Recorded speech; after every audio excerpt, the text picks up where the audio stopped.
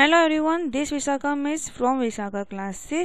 आज का मैं लेक्चर लेके आई हूँ SY/BCom accountancy and finance and management paper 2। अब इस लेक्चर में मैं ज़्यादातर आपको इम्पोर्टेंट टॉपिक बताने वाली हूँ, किस रिलेटिव आपको MCQs आ सकते हैं, या अगर नॉर्मली अगर कुछ क्वेश्चंस पूछे जाएँ तो वो भी किस तरीके से आएंगे, वो भी हम इस वीडियो में जानने वाले हैं। एक ही वीडियो में आपको मैं फुल सब्जेक्ट्स कराने वाली हूँ। तो let's start the video. Totally आपको यहाँ पे 13 चैप्टर्स है। फाइनल अकाउंट और partnership forms, partnership final account, partnership final account 3, piecemeal distribution, ऐसे करके यहाँ पे 13 चैप्टर्स है। तो एक एक करके हम यहाँ पे आपको बताने वाली हूँ, मैं आपको एक्सप्लेन करने वाली हूँ। ज़्यादा मैं डीप डिटेल में नहीं जाऊँगी, जो मेन टॉपिक है वो मैं आपको यहाँ पे समझा दूँगी। तो हम फर्स्ट लेसन स्टार्ट करते हैं। पार्टनरशिप, हमारे यहाँ पे हम सीखने वाले फाइनल अकाउंट ऑफ पार्टनरशिप। एक फाइनल अकाउंट बनाने वाले। फाइनल अकाउंट क्या होता है? जिसमें आपका प्रॉफिट एंड लॉस क्या है, फाइनली हमें जब मालूम पड़ता है कि हाँ इस कंपनी या इसमें यहाँ पे आपको प्रॉफिट हो रहा है या लॉस हो रहा है, वो जानने के लिए। लेकिन हम किसके बारे में पढ़ने वाले हैं यहाँ पे? हम पार्टनरशिप। पार्टनरशिप होता क्या है वो हम देख लेते हैं।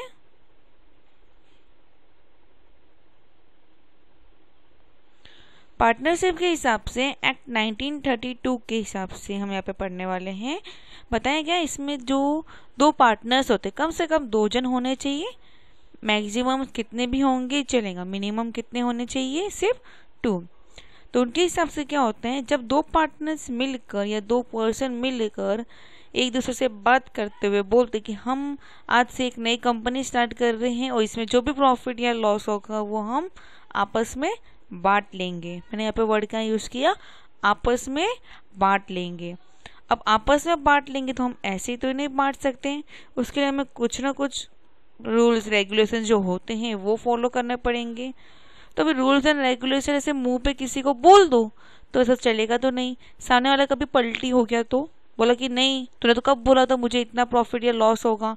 चलो प्रॉफिट का तो कुछ नहीं, जब लॉस हो जाएगा कंपनी को तो वो तो पीछे हट जाएगा।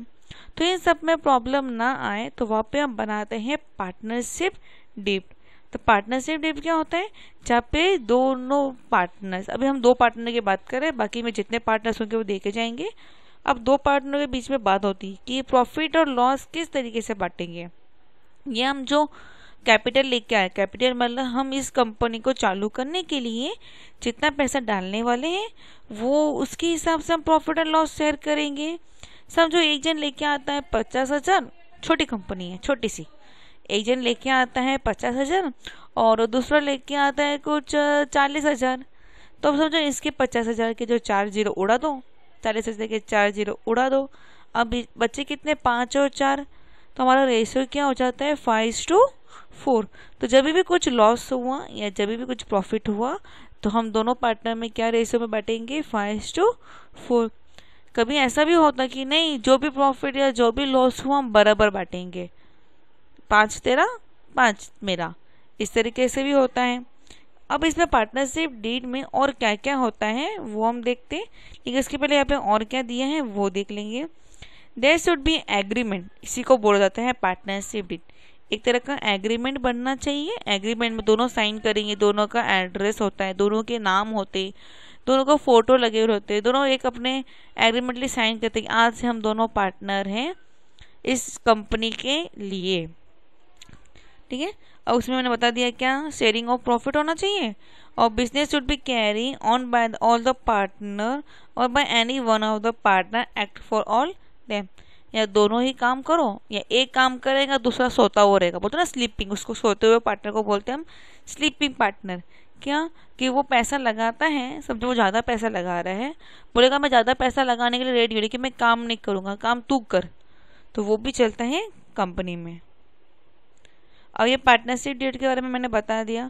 पार्टनरशिप डीड हमें कभी भी जो पार्टनरशिप एक्ट जो भी रहेगा वो हम 1932 के हिसाब से हमें यहाँ पे फॉलो करना है। Interest on capital not allowed होता है। Interest on capital such interest is payable only if allowed by the partnership deed out of profit. Profit को छोड़ के ये अलग होता है। जब भी हम सम करेंगे तब आपको बताऊंगी इसको कैसे यूज़ करते हैं और कैसे इसको सॉल्व करते हैं। इंटरेस्ट एंड ड्राइंग, ड्राइंग का मतलब होता है जब कोई पार्टनर अपने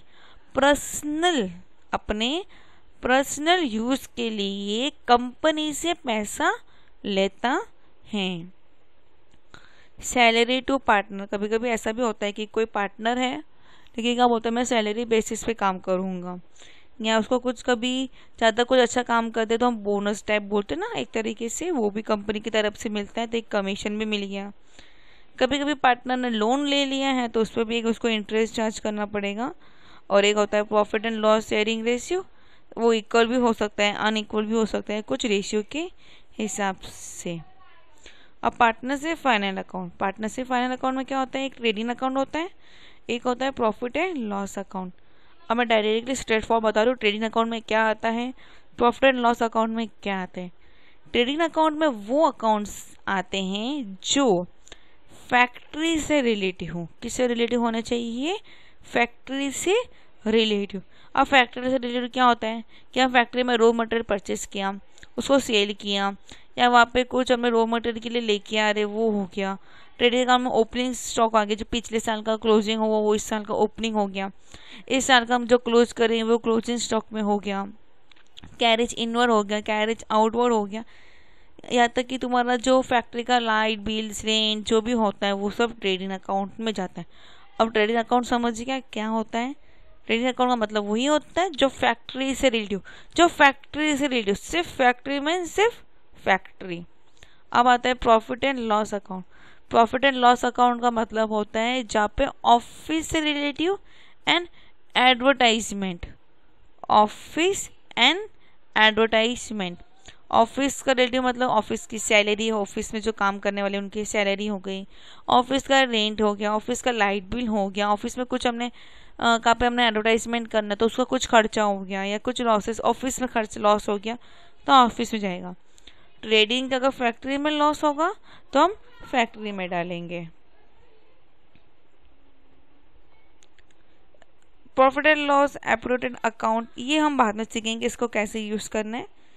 सबसे मेन आता है हमारा बैलेंस शीट। बैलेंस शीट में क्या आता है, जो भी कंपनी का असेट्स एंड कंपनी की जो लायबिलिटी होती है वो यहाँ पे आ जाती है। मैन्युफैक्चरिंग अकाउंट, मैन्युफैक्चरिंग अकाउंट जो होता है जो गुड्स से रिलेटिव होता है कि कितना, एक तरह का देखा जाए जो ट्रेडिंग अकाउंट की तरह ही होता है। और आता है पार्टनर्स कैपिटल अकाउंट, पार्टनर्स के पर्टिकुलर पार्टनर्स के कैपिटल अकाउंट बना जाता है जहाँ पे उसने वो पार्टनर्स का कितना इनकम उसने डाला है पैसे, उसका गुडविल कितना है, उसे ड्राइंग कितना ले किया है, कैपिटल कितना है, उसका बाद में लॉसेस कुछ हुए हैं कि लास्ट में एक बैलेंस शीट बनता है, जो भी अमाउंट बनेगा फिर वो जाता है बैलेंस शीट में।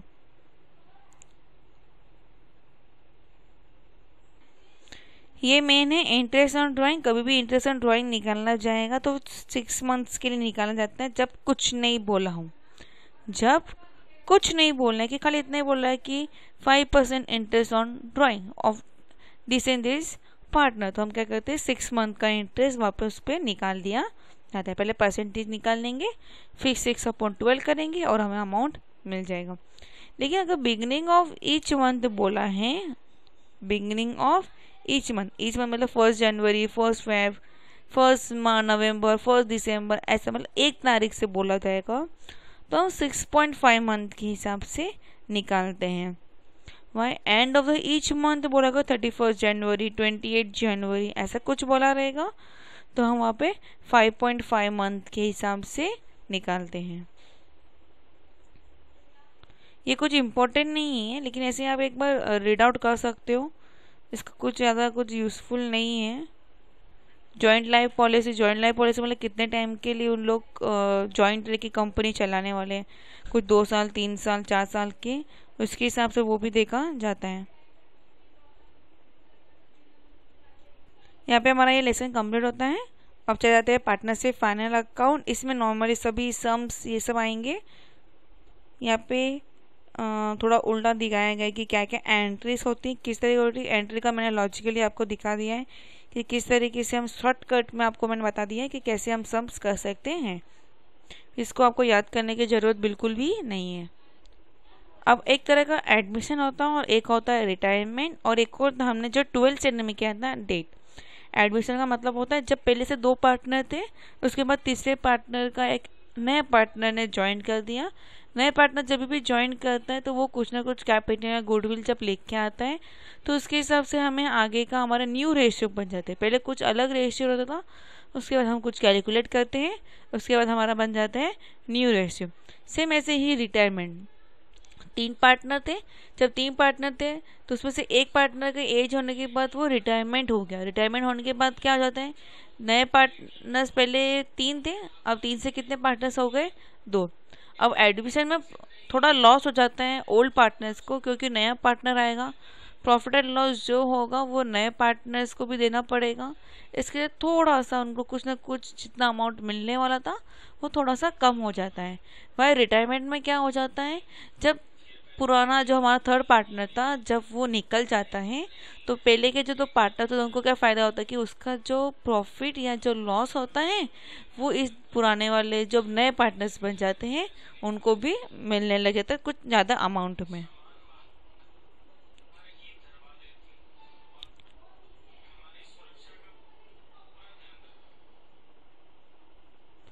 अब गुडविल का यहाँ पे सेक्रीफाई रेशियो एक फॉर्मूला है, old ratio minus new ratio. ये जो सेक्रीफाई रेशियो कैसे कैलकुलेट करना है वो मैं आपको एक फुल वीडियो बताने वाली हूँ, जिसमें मैं आपको सॉल्व करके दिखाऊंगी कि इसको हम किस तरीके से हम कर सकते हैं। हिडन एडजस्टमेंट कैसे यूज़ करते हैं वो भी मैं बताऊंगी आपको। अब ये ट्रेडिंग अकाउंट देख सकते हो, सभी यहाँ पे जितने भी दिए गए हैं वो फैक्ट्री से रिलेटिव यहाँ पे दिए गए हैं। यहाँ पे प्रॉफिट और लॉस दिए गए हैं और ये प्रॉफिट और loss uploaded accounts. Balance sheet, balance sheet में हमेशा इस तरीके से बनेंगे, पार्टनर्स कैपिटल अकाउंट या पार्टनर्स करंट अकाउंट। इनका अगर ड्राइंग होगा तो इसमें माइनस हो जाएगा, नहीं तो अगर ज़्यादा डिटेल दी हुई रहेगी तो हम पार्टनर्स कैपिटल अकाउंट अलग से बनाते हैं। यहाँ पे हमारा ये भी लेसन कंप्लीट हो गया है। अब चले जाते हैं हम थर्ड लेसन में, जिसमें आपको यहाँ पे सम्स दिए गए हैं किस तरीके से सम करना है। एग्जाम्स में आपको ज़्यादातर MCQs आने वाले हैं, तो लेसन में क्या इंपॉर्टेंस है वो जानना ज़रूरी है कि कौन सी चीज़ किधर जाएगी, वो आपके लिए इम्पोर्टेंट है। सम्स यहाँ पे हम एक्सप्लेन नहीं करा रहे क्योंकि वो इतना इम्पोर्टेंट नहीं है। कुछ नॉर्मली कि लॉजिकली अगर सम्स रहेंगे तो हम यहाँ पे देख लेंगे। जैसे इसमें आप देख सकते हो ये एडमिशन ऑफ पार्टनर का सम है, जहाँ पे सी कैपिटल लेके आता है कुछ 2 लाख रुपीज़ और 1 मई 2030 को उसका एडमिन वो होता है। यहाँ पे इसका जो कोई ज़रूरत नहीं है, यूज़ नहीं है, हम कैसे सम्स करना कुछ इंपॉर्टेंट नहीं है। खाली आपको याद रखना कि कौन सी चीज़ कहाँ जाती है क्या है। हाँ, एक चीज़ और इम्पॉर्टेंट है जिसमें आप यहाँ पे ट्रेडिंग अकाउंट यहाँ पे नहीं बनाया। जब ट्रेडिंग अकाउंट में जो भी हमारा ग्रॉस प्रॉफिट या ग्रॉस लॉस होता है, अगर ग्रॉस प्रॉफिट होगा तो वो हम डेबिट साइड लिखते हैं, वही हम प्रॉफिट एंड लॉस में उसी अमाउंट को यहाँ पे हम क्रेडिट साइड कर देते हैं। फिर यहाँ पे नेट प्रॉफिट होगा तो बैलेंस शीट में जाके हम उसको यहाँ पे ऐड कर देते हैं। ठीक है,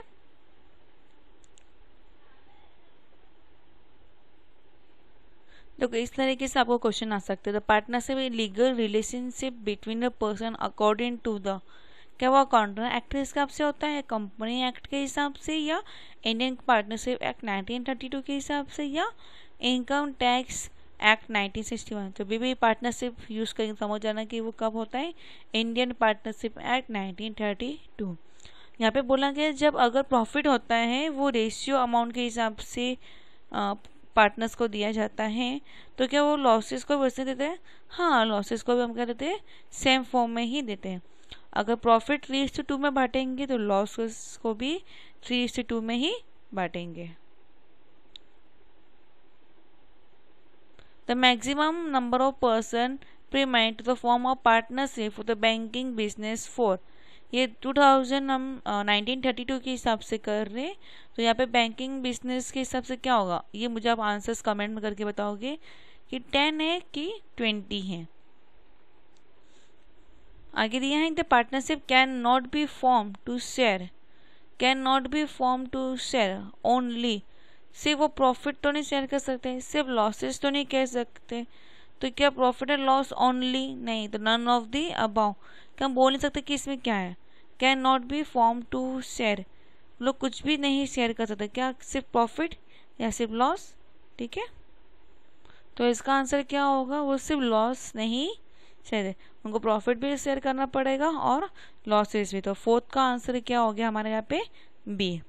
फिफ्थ लिखते हैं, the person who has agree to carry on the partnership business are individually known as dash, जो पार्टनर्स कैरी करते हैं बिजनेस इंडिविजुअली उनको क्या बोला जाता है, क्या उन्हें फर्म बोलते हैं या उन्हें पार्टनर बोलते हैं या डायरेक्टर बोलते हैं या क्रेडिटर बोला जाता है, उनको क्या बोला जाता है, हम पार्टनर।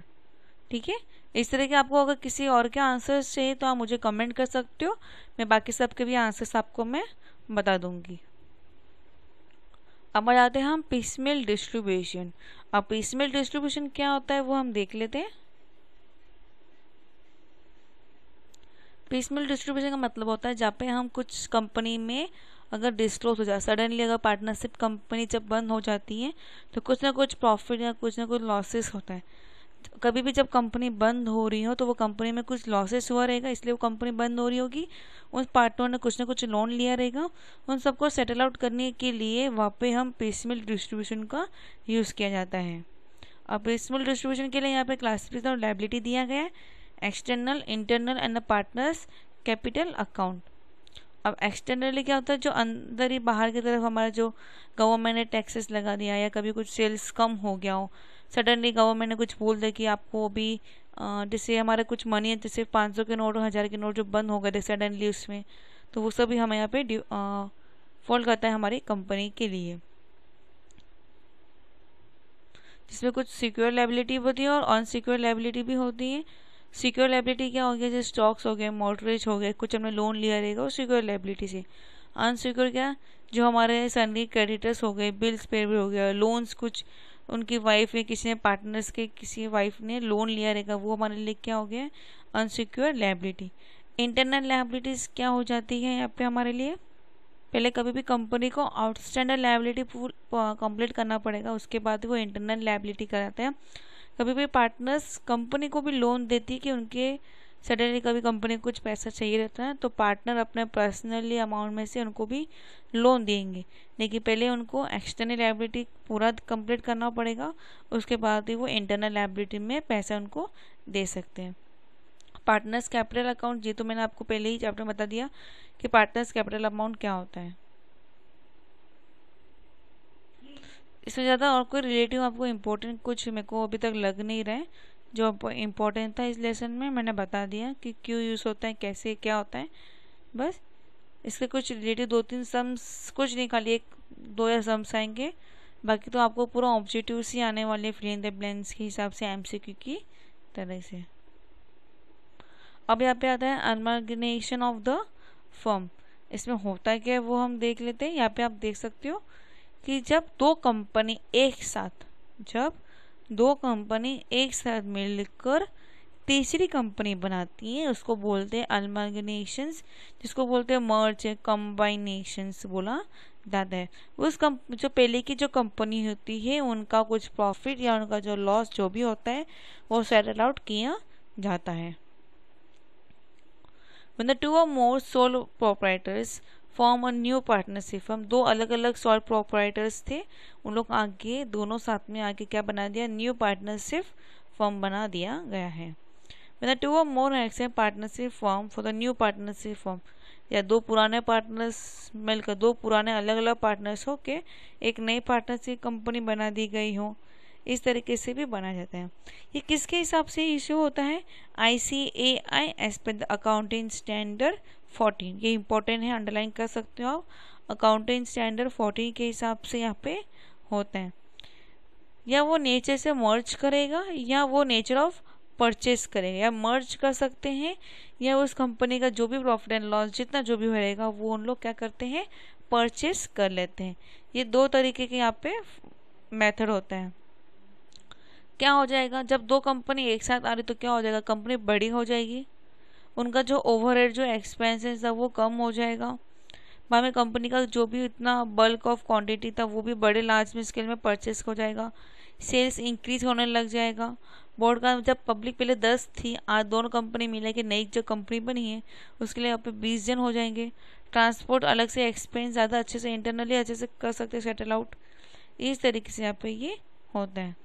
अब इसको करने के लिए क्या होता है, एक परचेज बुक होती है, एक closing book of all the firm होती है, बाद में accounting entry in the book of the new firm में हम एक एंट्री करते हैं।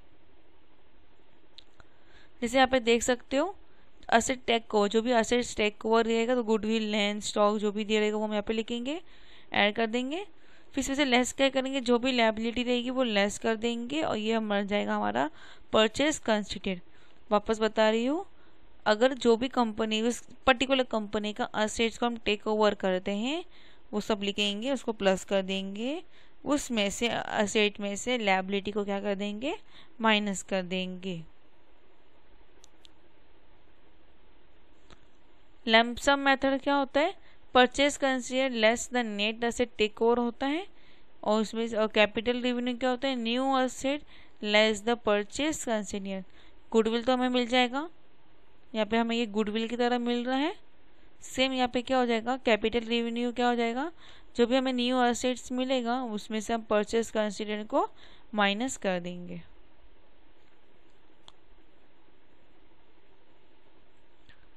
अब देख लेते हैं हमें यहाँ पे सॉल्व प्रॉब्लम किस तरीके से आ सकती हैं। यहाँ पे देख सकते ए और बी हैं इंडिपेंडेंट पार्टनर, ए का कुछ लायबिलिटी से सेम बी की कुछ लायबिलिटी, ए के असेट्स बी के असेट्स दिए गए हैं। बहुत ज़्यादा पार्टनरशिप फॉर्म और उन्होंने इस्टेब्लिश किया है, ए बी कंपनी इस्टेब्लिश की हुई है। उन्होंने क्या क्या उन्होंने लिया है, असेट्स का, असेट्स ऑफ ए कितना है, सेम असेट्स ऑफ बी कितना टेक ओवर क्या है वो सब दिया गया। अभी मैंने पीछे बताया था आपको ये परचेस कैसे बनाना है, जितना भी स्टॉक यहाँ पे रहेगा ये बता दो यहाँ पे कितना अमाउंट मिलेगा आपको, ये वाला यहाँ पे देख सकते हो। ए का स्टॉक कितना दिया है, 3,40,000, salary, debtor, cash, bank, furniture और इन्वेस्टमेंट ए का लेंगे। फिर उसमें से लायबिलिटी ए की हम उसमें से माइनस कर देंगे, ये देखिए ए का ले लेंगे और इसमें से हम बी, इसमें से ए की यहाँ पे जितनी भी रहेगी वो माइनस यहाँ पे हम कर देंगे। सेम बी के लिए भी वही, बी के एसेट्स लेंगे और बी की लायबिलिटी उसमें से वहाँ पे माइनस करते हुए दिखा देंगे। और चाहे तो आप साथ में भी कर सकते हो, असेट टेकन ओवर लिया, ए का लिखा, बी का लिखा, फर्नीचर ऑफ ए का साथ में कंबाइन करके टोटल यहाँ पे लिख दोगे। से यहाँ पे लायबिलिटीज ले लिया, लास्ट में माइनस कर दिया, फुल अमाउंट दोनों कंपनी का साथ में यहाँ पे हमें मिल जाएगा। इस तरीके से ही सम आएंगे, ज़्यादा हार्ड डिफिकल्ट सम्स पूछते नहीं है। एमसीक्यू में से आपको ऑब्जेक्टिव क्वेश्चन ज़्यादा पूछेंगे। ये देखिए इस तरीके से आपको क्वेश्चन पूछे जाएंगे। बोले कि जब न्यू कंपनी फॉर्म हो रही है तो उसे हम क्या बोले जाएंगे, नॉर्मल या उसको हम पार्टनरशिप फॉर्म तो बोल नहीं सकते, तो क्या बोलेंगे, अनमार्केट उसको बोला जाता है। यहाँ पे हम आंसर उसका क्या हो जाएगा, यहाँ पे बी हो जाएगा। तो नेक्स्ट वन क्या दिया, dash account is open to find the profit and loss on the closing of the old form. Old form को जब हम क्लोजिंग करते हैं तो उसको बोलते हैं रियलाइजेशन अकाउंट। जब भी हम जो हमने फाइंड किया था ना अभी असेट माइनस लायबिलिटी, तो उसको हम बोलते हैं रियलाइजेशन अकाउंट। यहाँ पे इसका आंसर क्या हो गया, B. The form which decide to merge together to form a dash, क्या फॉर्म करेंगे वो, ओल्ड पार्टनर फॉर्म नहीं, नॉर्मली क्या लॉजिक है, तभी भी हम कुछ दो कंपनी को नया कुछ बनाएंगे तो नई बनाया तो नया क्या बोलते हैं उसको, इंग्लिश में हम न्यू बोलते हैं। Provision of depreciation of the fix asset appear to the balance sheet of vendor limit इसके, जब भी कोई डेप्रिसिएशन ऑफ फिक्स असेट कुछ भी होगा तो समझ जाना वो रियलाइजेशन अकाउंट होता है। इस तरह के यहाँ पे सभी क्वेश्चंस यहाँ पे दिए गए हैं। अगर आपको किसी का आंसर चाहिए तो मुझे आप page number with question number आप में ध्यान रखना, जब भी आप दे रहे हो पेज नंबर क्वेश्चन नंबर दे सकते हो, प्लस आपको स्टैंडर्ड और सब्जेक्ट्स के साथ देना, तो मैं बता सकती हूँ आपको कि आंसर उसका क्या होगा। अब आ जाते हैं accounting with the use of accounting software. Accounting software क्या होता है, अकाउंटिंग सॉफ्टवेयर वो होता है जो पे हम पीसी में या लैपटॉप में कुछ एक सॉफ्टवेयर लेके और अकाउंटेंट हम वहाँ पे उसको सॉल्व किया जा रहा है, कुछ नहीं करना रहता है, सिर्फ हमें वो एंट्री करना है और ऑटोमेटिकली हमें एंड ऑफ द रिजल्ट हमें वहाँ पे उसका प्रॉफिट एंड लॉस जो भी हुआ रहेगा कंपनी का वो वहाँ पे मिल जाता है। तो देख लेते हैं इसमें क्या किसके बारे में दिया है। तो यहाँ पे हम पढ़ने वाले inventory accounting and controlling use by tally ERP 9। हम ERP 9 सॉफ्टवेयर यहाँ पे यूज़ करेंगे, जिसमें हम पढ़ेंगे कि कैसे हमें यहाँ पे उसका परचेस क्या है, उसकी सेल्स क्या हो रही है, आप पॉइंट ऑफ सेल्स क्या है, मैन्युफैक्चरिंग क्या है, उसकी cost, job costing, closing account, inventory, sale of stock, stock movements, अलग अलग जो भी चीज़ें रहेगी, या कुछ लोकेशंस ऑफ गोडाउन। हम बुक में जितना डिटेल होता है खाली कुछ नहीं, एक सॉफ्टवेयर है, मोबाइल या मोबाइल तो नहीं हो सकता इसमें, आप यूज़ कर सकते हो एक कंप्यूटर ले लो, जो PC ले लिया, अपना लैपटॉप ले लिया, सॉफ्टवेयर डाउनलोड कर दिया, कहाँ पे कौन सी कंपनी है, कौन सा कहाँ से हम गोडाउन ले रहे हैं, क्या लोकेशन है, बस वहाँ पे वो एंट्री डालना है और ऑटोमेटिकली आपको रिजल्ट वहाँ पे मिल जाएगा। इसमें क्या कहते हैं, मल्टी लोकेशन स्टॉक कंट्रोलिंग है। एक ही ऐप में हम अलग अलग जगहों के अलग अलग लोकेशन के स्टॉक वहाँ पे हम रिकॉर्ड कर सकते हैं, रिकॉर्ड को मूवमेंट कर सकते हो, तभी हम कुछ रिकॉर्डिंग ऐप से पूरा रिकॉर्ड बनेंगे हैं तो इसको एक अपने क्या बोलते हैं एक्सेल फाइल में आप कन्वर्ट उसको कर सकते हो। ठीक है, बैच वाइज कर सकते हो, रिकॉर्ड रीऑर्डर लेवल कर सकते हो, स्टॉक कितना है कि नहीं है, फिर आप मल्टीपल गोडाउन्स को आप कर सकते हो, यहाँ तक कि आप यूनिट चेक कर सकते हो कि किसमें हमें किलोग्राम नंबर्स में या मीटर्स में चाहिए, मल्टीपल स्टॉक्स यहाँ पे हमारे पास स्टॉक्स रेडी है कि नहीं है, क्लोज ख़त्म हो रहा है नहीं, या first in first out method या last in last out method भी यूज़ कर सकते हो, प्राइस लिस्ट चेंज कर सकते हो, बाद में सेल्स परचेज बराबर हो रहा नहीं हो रहा है, कोई चीज़ का हमें बिल चाहिए तो वो भी यहाँ पे आपको मिल जाएगा।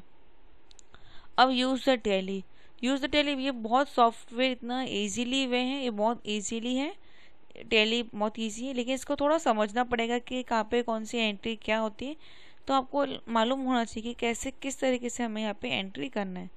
तो स्टॉक ग्रुप होता है, स्टॉक आइटम्स होते हैं, unit of measure and the voucher types.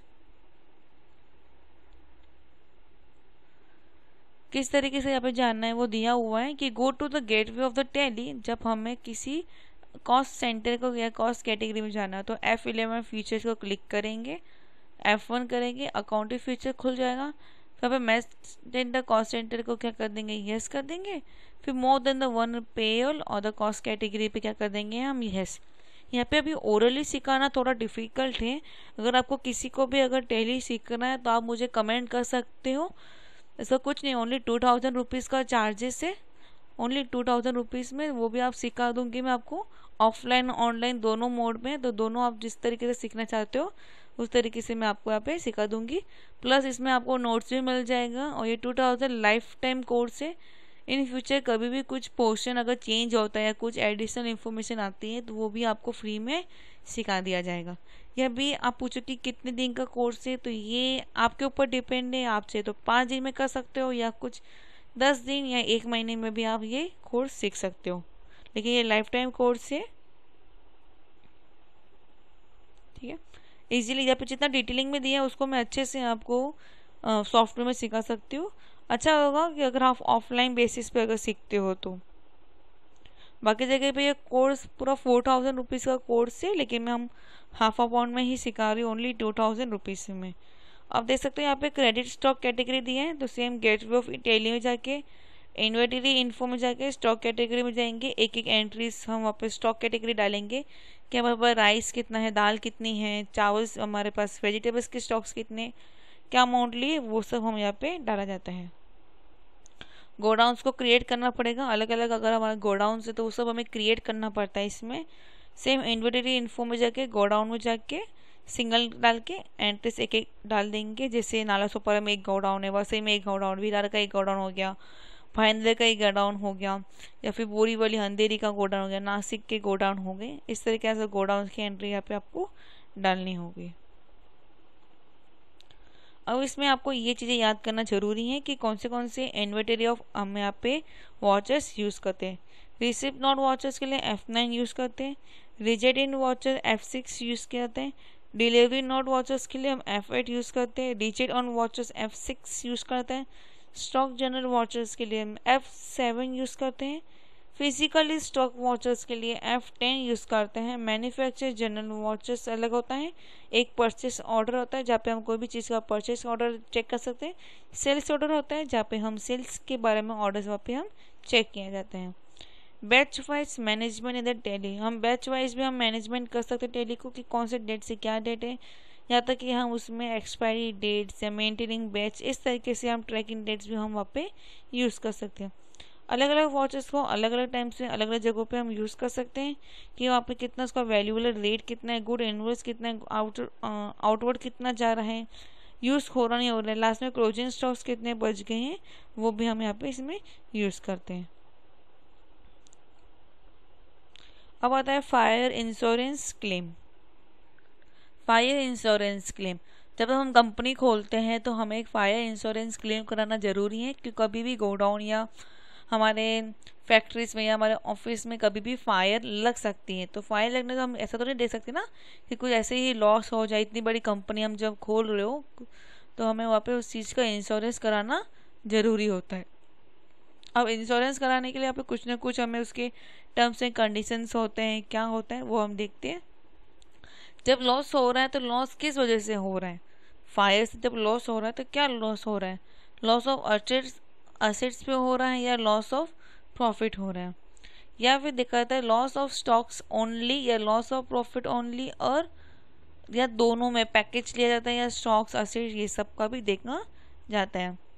A claim for loss of stock, stock का मतलब होता है कि जब समझो मैंने एक कपड़े की दुकान है, सडनली वहाँ पे आग लग गई है, फायर जो पे इलेक्ट्रिसिटीज़ का शॉर्ट सर्किट होने की वजह से वहाँ पे आग लग जाती है, और मैंने वहाँ पे इंश्योरेंस उस सभी कपड़ों का कुछ मैंने 2-3 लाख का कुछ मैंने इंश्योरेंस कराया हुआ रहेगा। अब उसमें से कुछ ना कुछ कपड़े जल गए, ऑलमोस्ट जल गए होंगे, समझो 75% हमारा स्टॉक जल गया है, मतलब कपड़े हमारे जल गए। अब जो 25% का जो बचा है तो 25% की हम जो कॉस्ट रहेगी वो निकाल दी जाएगी, हमने जितना इंश्योरेंस कराया हुआ रहेगा। बाकी जो बच जाएगा उसमें से कुछ परसेंटेज हमें वहाँ पे इंश्योरेंस वापस मिल जाता है। तो closing stock of the year at the purchase made up of the date of the fire, total stock of the date of fire, क्या परचेसिंग क्या रहेगा वो, less the cost of goods sold, जो हमने सोल्ड को हाँ यहाँ पे ये भी इंक्लूड था, मैं ये पॉइंट भूल गई, हमने उसमें 3 लाख का जो इंश्योरेंस करा रहेगा उसमें कुछ ना कुछ हमने गुड्स को सोल्ड आउट कर दिया रहेगा, तो भी हमें क्या कर देना है माइनस। अब जो रद्दी स्टॉक सेल्वेज मतलब loss of stock due to fire, आग लगने की वजह से वहाँ पे जो कचरा जो बन गया वो कचरा बन गया, अब हमारे लिए कुछ काम का नहीं है, उस कचरे का जो भी अमाउंट या जो भी प्राइस रहेगा वो भी हमें क्या कर देना है माइनस। चलो एक छोटा अमाउंट पे मैं एग्जांपल लेती हूँ, चलो हम 100 रुपीज़ से 100 रुपीज़ में से हमने कुछ ना कुछ सामान खरीदा, चलो मैंने उसको सामान खरीदा, मैंने 50 रुपये क्या कर दिया ज्वाइंट कर देंगे, यहाँ पे हम ऐड कर देंगे 50 रुपये, कितना हो गया ये हमारा अभी 150 रुपये। अब आग लग गई है, आग लगने से पहले हमने कुछ ना कुछ अपना क्या बोलते हैं गुड्स मैंने बेच दिया, या आग लगने के बाद हमने जो गुड्स बच गया था उसमें से मैंने कुछ बेच दिया, समझो मैंने आग लगने के बाद मैंने कुछ 40 रुपये का सामान बेच दिया, तो 150 में से 40 गया, कितना बचता है 110। अब उसमें से कुछ ना कुछ कचरा बच गया, कुछ काम का नहीं, उसका कुछ ना कुछ प्राइस होगा, ले लीजिए 20 रुपये, तो 110 में से अगर 20 रुपये चला जाए तो बचता कितना लास्ट में हमारे पास 90 रुपये, तो 90 रुपये हमारा क्या हो जाता है यहाँ पे हमारा answer. Purchase of goods and profits के हिसाब से देखा जाए ग्रॉस प्रॉफिट हिसाब से, तो gross profit upon sales into 100 ये फॉर्मूला है, याद करना पड़ेगा इसको। मेमोरेबल ट्रेडिंग अकाउंट होता है जिसमें स्टॉक्स परचेज, ग्रॉस प्रॉफिट जो रेशियो शेयर रहेगा, सेल्स, और यह स्टॉक जो हमारा फायर में बचने के बाद जो बैलेंस फिगर बनता है वो हम क्रेडिट से लिखते हैं, दोनों को बैलेंस शीट करने पे इसको माइनस करने पे जो अमाउंट बचेगा वो हम यहाँ पे लिख देंगे, उसी को बोला जाता है stock on date of fire.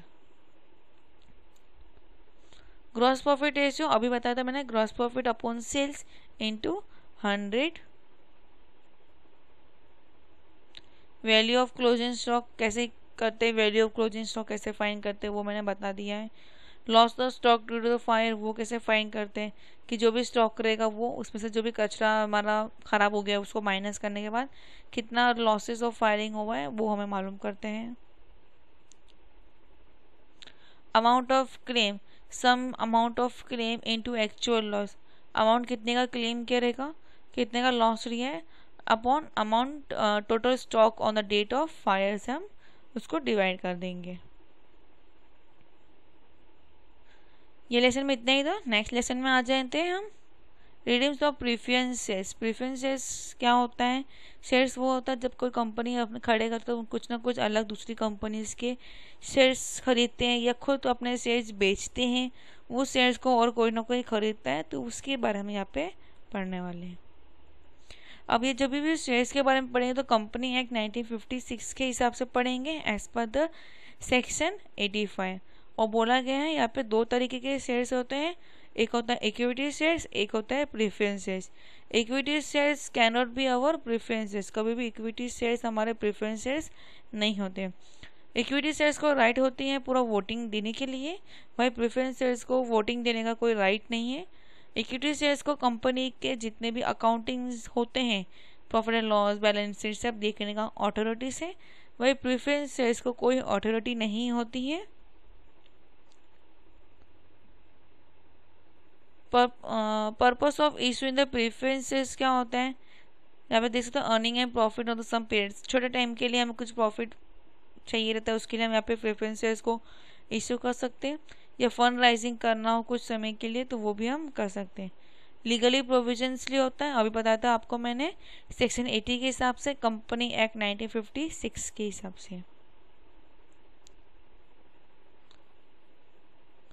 Source of redeems होता है the fresh issue of shares at the par at the premium at the discount. Par का मतलब होता है समझो मैंने 100 रुपये में खरीदा, 100 रुपये में बेचा। प्रीमियम का मतलब होता है 100 रुपये में खरीदा लेकिन 110 रुपये में बेचा, मतलब 10 रुपये मैंने बढ़ा दिया तो मेरा 10 रुपये क्या हो गया, प्रीमियम हो गया। एट द डिस्काउंट 100 रुपये में खरीदा, 90 रुपये में बेचा तो मेरा लॉस एक तरह का 10 रुपये कम हो गया, तो 10 रुपये कम हो गया मतलब डिस्काउंटली मिल गया। देख सकते हैं यहाँ पे 100 रुपीज़ का शेयर था at the par, at 20%, at the 5%। अब इस 100 रुपीज़ को यहाँ पे अलग तरीके से कैलकुलेट यहाँ पे किया गया है।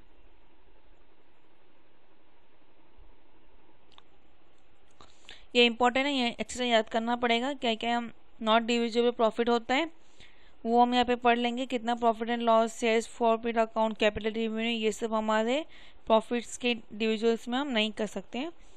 अब CRR का क्या होता है? Nominal value of preference shares capital minus the process of the fresh issue of share. जो भी प्रेफरेंस शेयर्स का नॉमिनल वैल्यू होगा उसमें से हम शेयर्स फ्रेश इश्यूज को हम क्या कर देते हैं, माइनस कर देते हैं। अब रिडीम ऑफ शेयर का कैपिटल अकाउंट होता है, प्रीमियम अकाउंट होता है। कैपिटल अकाउंट में दो डिवाइड किया गया है, एक फ्रेश इशू और एक डिविजुअल प्रॉफिट। फ्रेश इशू का मतलब है रिवीजन फंड्स और डिविजुअल प्रॉफिट का होता है ट्रांसफर टू कैपिटल होता है। प्रीमियम अकाउंट में security premium and other revenues के बारे में बताए गए हैं। ये देखिए कैसे सॉल्व करना दिया गया है। यहाँ पे रिडीमली कितना दिया है, लेस द रिडीम अमाउंट दिया गया है, एक फ्रेश इशू अमाउंट मिल जाते हैं। और उसको कैलकुलेट कैसे करते देख सकते हो। मिनिमम प्रोसेस रिकॉर्ड कितना मिनिमम मिला, 4,80,000। नंबर ऑफ शेयर्स का कितना था, 10। डिवाइड कर देंगे 10 रुपीज़ इच के हिसाब से, तो कितना न्यू शेयर कैपिटल हमें इशू हुआ, 48,000। इस तरीके से एक क्वेश्चन आ सकता है कि पूछेंगे हम लोग कितना इक्विटी शेयर इशू किया फ्रेशली न्यू शेयर, तो पहले आपको माइनस करना पड़ेगा, माइनस का भी एक अमाउंट मिलेगा, नंबर ऑफ शेयर्स जो भी रहेगा उसको डिवाइड कर दोगे और एक हमें अमाउंट मिल जाएगा। रिडीम ऑफ प्रीफरेंस शेयर्स, पहले हमने इक्विटी शेयर्स पार्ट 1 के बारे में पढ़ा था, अब पार्ट 2 में आ जाते हैं। पार्ट 2 में यहाँ पे कुछ इंपॉर्टेंट कॉल लगेगा तो मैं बता देती हूँ आपको। यहाँ पे सिर्फ सम से किस तरीके से सम्स आएंगे उसको कुछ हमारा इंपॉर्टेंट नहीं है। CRR देख सकते हो, फेस वैल्यू कितना था, 3 लाख, लेस किया प्रीफरेंस दिया 2,50,000, बच्चा कितना, खाली 50,000। बस ऐसे छोटे छोटे क्वेश्चन आ सकते हैं कि पार का होता है, प्रीमियम कितना होता है, डिस्काउंट कैसे कैलकुलेट करते हैं, बस इस तरीके से सम्स आएंगे। ऑब्जेक्टिव के हिसाब से for the purpose of the redeem of preference shares company can be issue, तो किस तरीके से कंपनी इशू कर सकती है। तो फर्स्ट का आंसर क्या हो जाएगा हमारा यहाँ पे, equity share. The profit on the sale of investment should be debit to, जब कोई भी losses of investment, sale on investment का प्रॉफिट हो रहा है तो उसकी एंट्री कहाँ पे होगी, उसकी एंट्री कभी भी होगी इन्वेस्टमेंट अकाउंट में। The issue of bonus of making the partly paid profit can be use, तो कहाँ पे होगा, प्रॉफिट एंड लॉसेस अकाउंट में। The capital redeem revenue should be created only when the redeem of preferences, जब भी preferences के रिडीमली होता है तो उसकी हम एंट्री कर देते हैं redeem out of issue of equity shares. यहाँ पे दिया कि 50,000 equity share of ₹10 each issue at ₹20 for the process of redeem of preference shares capital amounted ₹7,15,000। How much amount to transform to CRR। क्या करोगे, पहले इसको मल्टीप्लाई कर दोगे, इसको मल्टीप्लाई करने पे इससे माइनस कर दो। 50,000 माइनस 50,000 मल्टीप्लाई बाई 10 5 लाख। 7,50,000 में से 5 लाख जाएंगे तो कितना बचेगा, 2,50,000। तो हमारा आंसर क्या हो गया, 2,50,000। और यहाँ पे दो ऑप्शन दिए हैं 2,50,000 का। एक आंसर आप सी मार्क कर लो या डी मार्क कर लो, तो बात एक ही है। रिडीम ऑफ डेप्टर्स, यहाँ पे हम उसके बारे में पढ़ने वाले हैं। डेप्टर्स को कभी भी accounting section 1956 as per the section 2 subsection 2, जब ब्रैकेट में कुछ लिखा होता है उसको बोलते हैं subsection 2। On the basis of security के हिसाब से होता है, नेकेट के हिसाब से, सिक्योरिटी के हिसाब से। रिडीम डेप्टर्स होते हैं, रिडीम डेप्टर्स मतलब एज पर द टर्म या कंडीशन के हिसाब से हम यूज़ करते हैं। इनक्लेमेबल्स के हिसाब से जो फिक्स नहीं होते, कभी भी हो सकता है।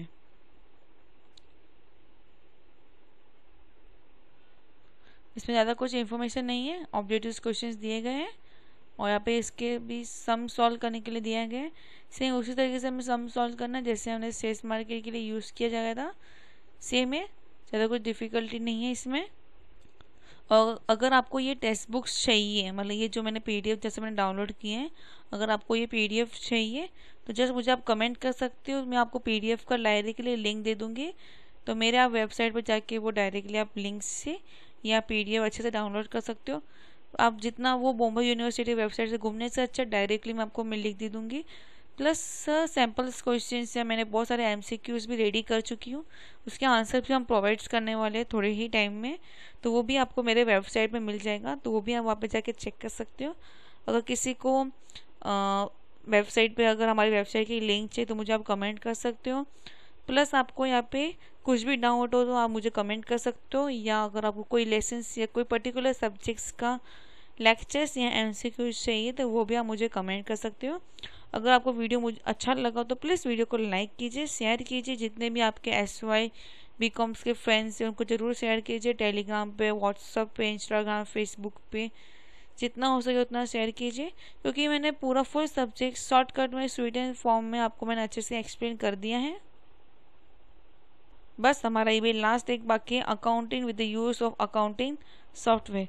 जो हमने अभी सॉफ्टवेयर हमने पीछे पढ़ा था 2 लेसन्स पहले, उन्होंने बाद में वापस यहाँ पे दिए हैं, वो भी हम पढ़ लेते हैं। तब तक आप वीडियो को लाइक कर दीजिए, लाइक करने में 1 सेकेंड भी नहीं लगेगा आपको तब तक। इसमें आप डिटेल ऑफ परचेस ऑर्डर दिया है, पार्टली अकाउंट नेम होता है, ऑर्डर नंबर डालना पड़ता है, नंबर ऑफ फॉर्म क्या है, डिलीवरी डेट कब हो रही, लोकेशन क्या होती है, वो सब इसमें हम डालते हैं। सेम वो तो सेल्स के लिए कहाँ पे हमें सेल करना, कहाँ पे हम बेचना है, क्या करना है, वो भी हम यहाँ पे देखते हैं। तो ये लेसन बहुत इंपॉर्टेंट, आपको अच्छे से पूरा रीड आउट करना पड़ेगा। इसमें ज़्यादा मैं अभी एक्सप्लेन नहीं करा पाऊँगी, क्योंकि इसके लिए आपको टेली का ERP 9 आना चाहिए अच्छे से, कि कहाँ पे कौन सी चीज़ है क्या नहीं। इससे अच्छा भी शॉर्ट टर्म के लिए हम याद कर सकते हो, लेकिन अच्छे से अगर जानना पढ़ना है तो मुझे आप कमेंट कर सकते हो। ये कोर्स ओनली 2000 रुपीज़ में ही है और अच्छे से इसको टेली सिखा दूँगी मैं आपको। और यहाँ पे आपका ये फुल सब्जेक्ट्स कंप्लीट हो जाता है। और प्लीज़ वीडियो को लाइक कीजिए, शेयर कीजिए, सब्सक्राइब करना भूलना नहीं, बेल आइकन को जरूर क्लिक कर दीजिए। और thank you for watching my videos. में और भी अलग अलग सब्जेक्ट्स के MCQs आपके लेक्चर्स के नोट्स में लेके आने वाली हूँ। टिल द एग्ज़ाम्स, आपका जब तक एग्ज़ाम तब तक मैं आपकी पूरी मदद करूँगी। ठीक है, बाय, टेक केयर।